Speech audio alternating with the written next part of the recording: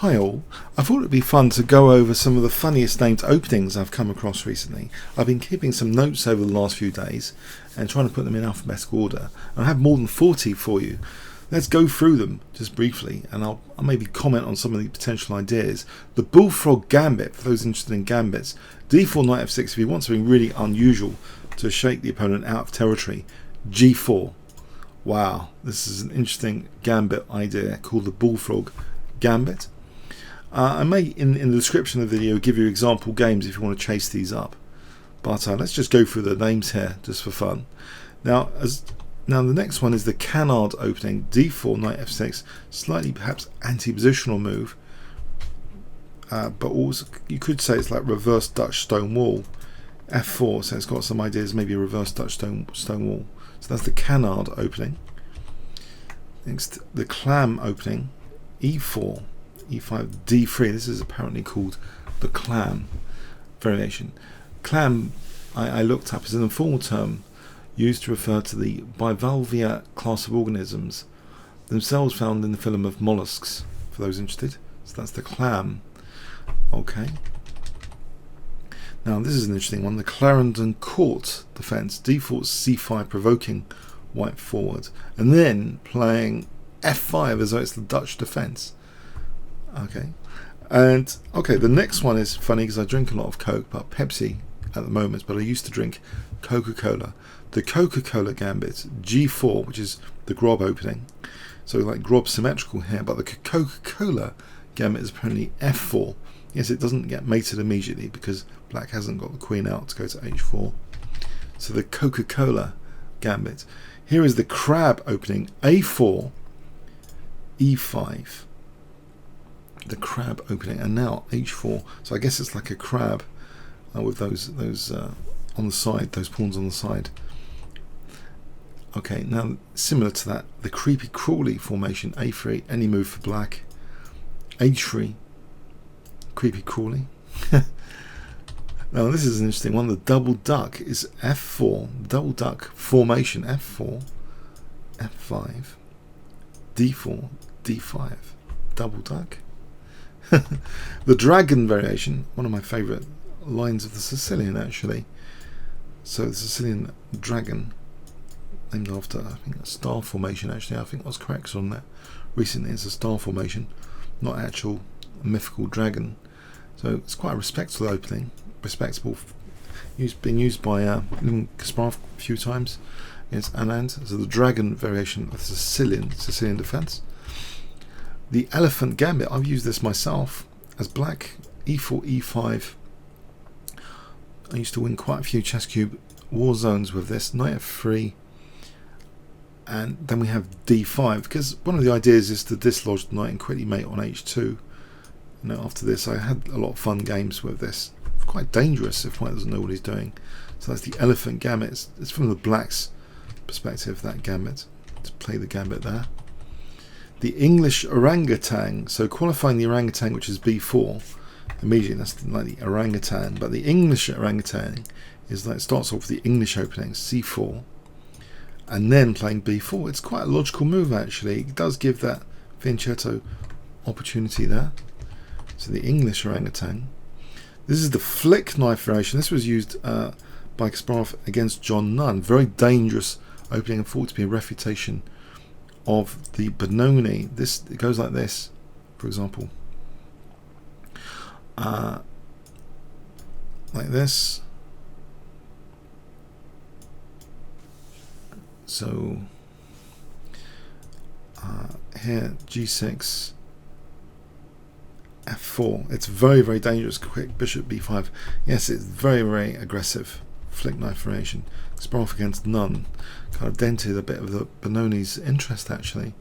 That's quite a seriously dangerous variation. Now this is really funny. The Frankenstein Dracula variation is like this: e4, e5, knight c3, as though it's like a Vienna game, knight f6. But now not f4, but bishop c4, and black plays knight takes e4, and this can enter into the Frankenstein Dracula variation, funny enough.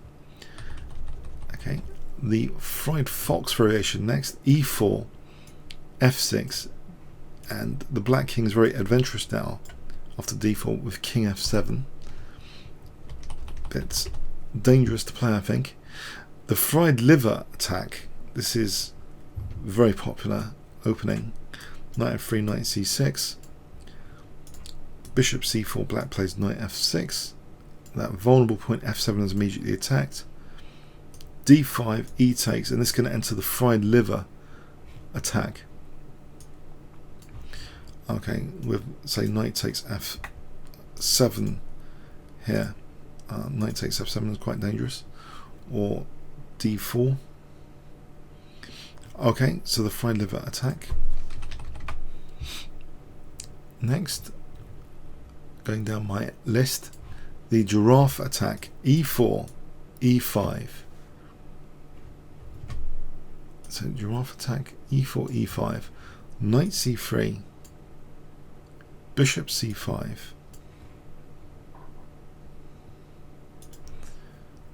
and let's just go down here.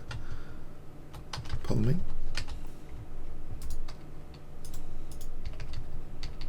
And now, after this, queen g4 hitting g7. Apparently, that's called the giraffe attack. The Grand Prix attack is one of my favourites against the Sicilian, where you play in this kind of formation. So that's a very dangerous weapon of choice, actually, the Grand Prix attack. Used by Romans to win the Grand Prix British tournament circuit some years. The Grob attack, or the Killer Grob, is a favourite of Michael Basman. I am Michael Basman, who does the UK Lands Challenge for our junior players. So Grob, or the Killer Grob, G4. Michael Basman, a great innovator in openings. And I think Botvinnik once described Basman as a potential world title contender if he didn't play such funny openings. The Grob attack. The Halibut Gambit next, c4, if you're looking for an unusual response to the English opening. b5, the Halibut Gambit. This could be dangerous in blitz. The halibut is a flatfish, apparently, genus Hippoglossus, from the family of right eye flounders. So that's the Halibut Gambit. The hedgehog formation is a general formation where black is sort of adopting a kind of prickly like hedgehog. Let me see if I can show you. So it can go maybe a bit like, it's not actually with usually a fianchetto, it's usually with the bishop on e7, but it's this kind of formation in terms of pawn structure for black, but usually with the bishop on e7, pardon me. Let's see if we can do that again. I think this is, I'll show you more of a hedgehog.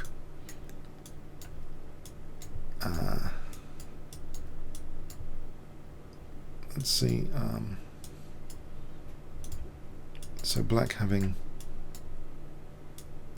this kind of formation where it's ready to sort of bounce out. This is a kind of hedgehog formation as an example. Okay, so interesting. It has great flexibility.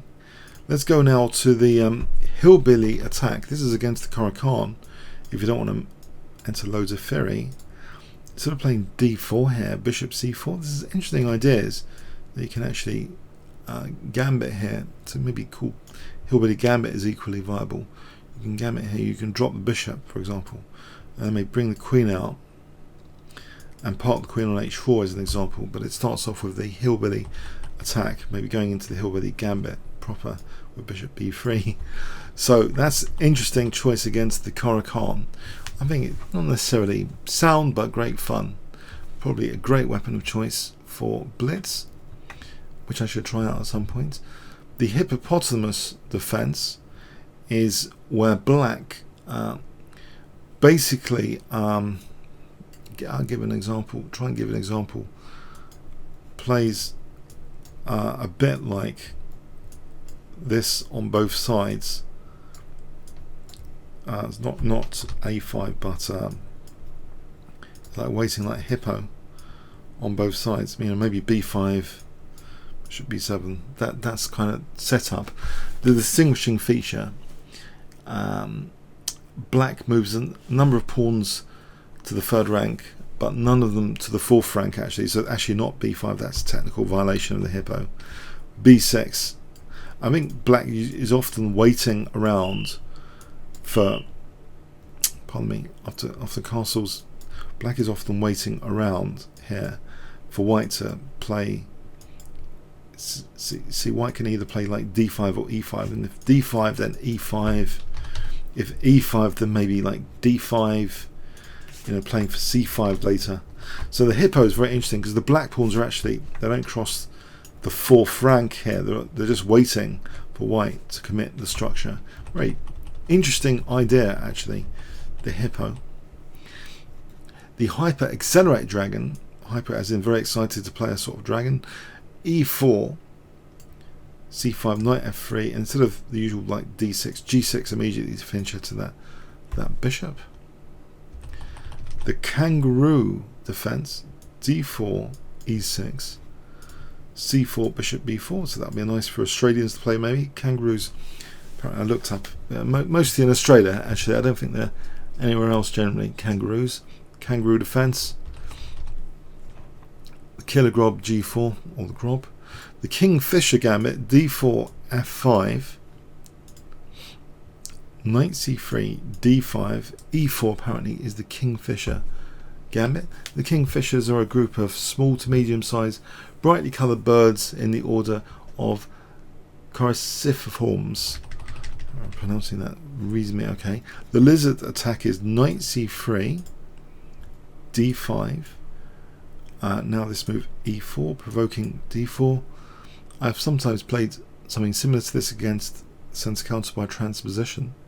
So white is often, you know, playing on the light squares. For example, like here, you can get your bishop sometimes to c4 and enjoy light square pressure.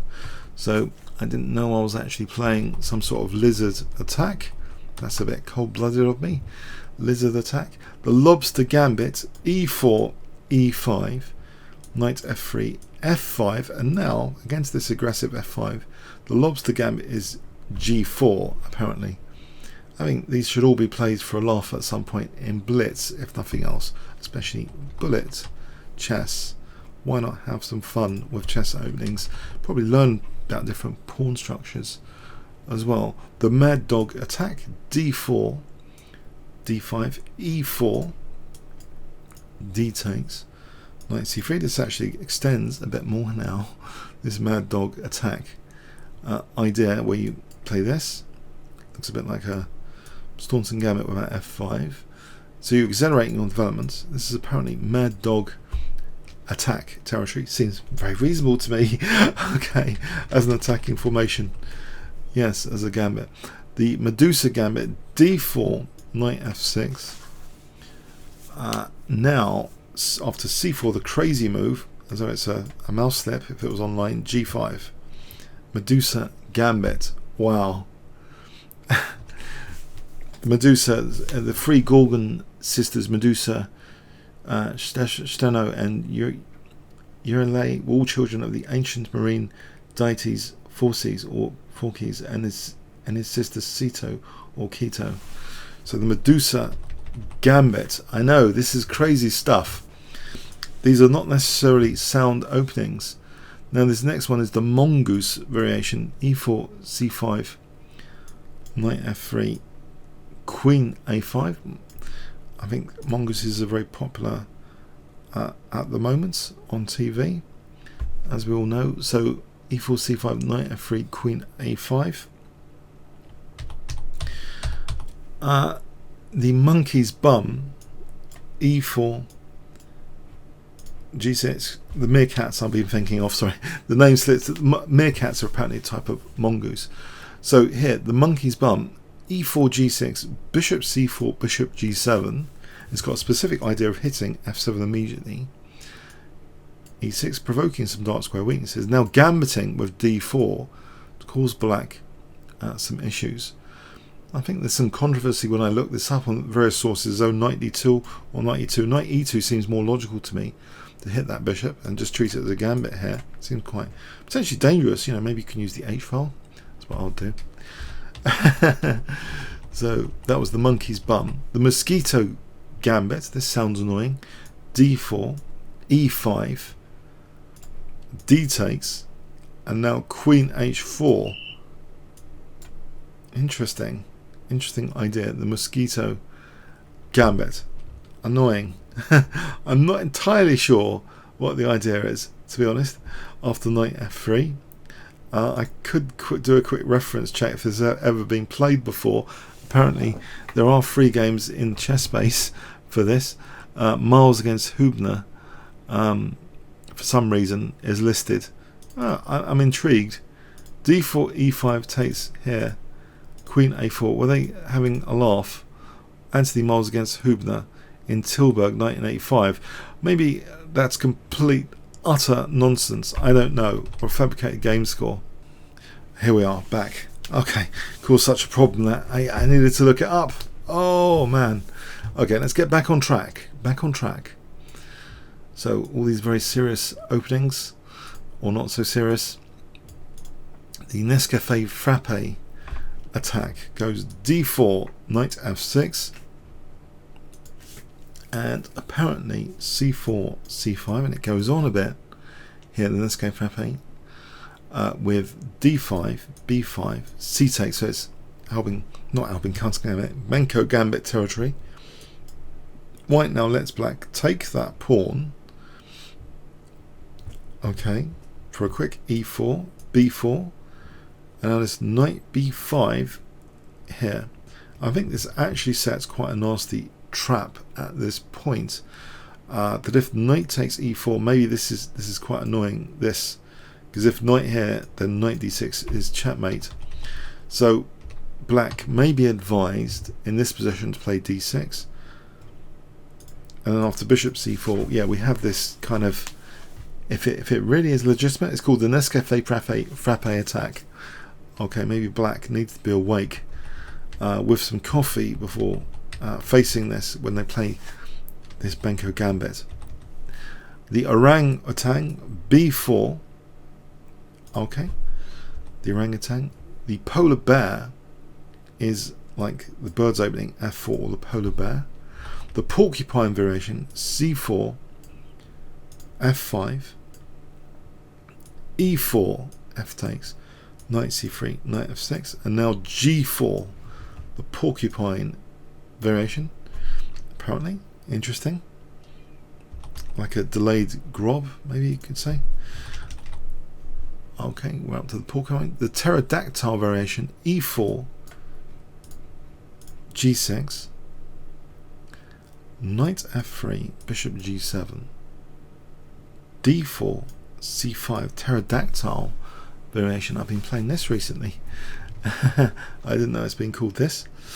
Seems fairly logical to me. Hypermodern.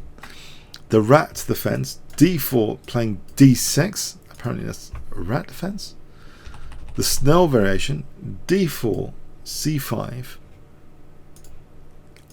d5, and now knight a6. Interesting. Maybe knight c7 is the idea after d6.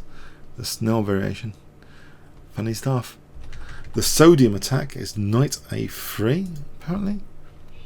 The Toilet variation is e4, c5. Apparently a grandmaster dreamt this up on the toilet. f4, d5 to play knight c3 here. The Toilet variation. The Tortoise variation, e4, e5, bishop d3. Maybe like a Copic system in the Sicilian c3 and bishop c2 later. The Tortoise variation. The Vulture defense. This comes out like the knight comes out like a vulture here. c5, d5, knight f6, and here after c4 to swoop down like a vulture, knight e4. The Vulture defense could be quite interesting. Black reserves that check on a5. It could be annoying. The Well opening e4, e5, c4 creates a bind on d5. Has some ideas. The Wild Bull defense is e4, knight h6. Yes, there's some crazy stuff here, and I want to try some of these in blitz videos just for a laugh. I think one of the great things in blitz and bullet is you can sometimes get a huge advantage on the clock if the opponent starts thinking about this weird stuff you're playing. So maybe it's also sometimes effective, some of this stuff. Hope you got something out of this video and a source of entertainment if nothing else, or pointers for having some fun here with chess openings. Okay, comments or questions on YouTube? Thanks very much.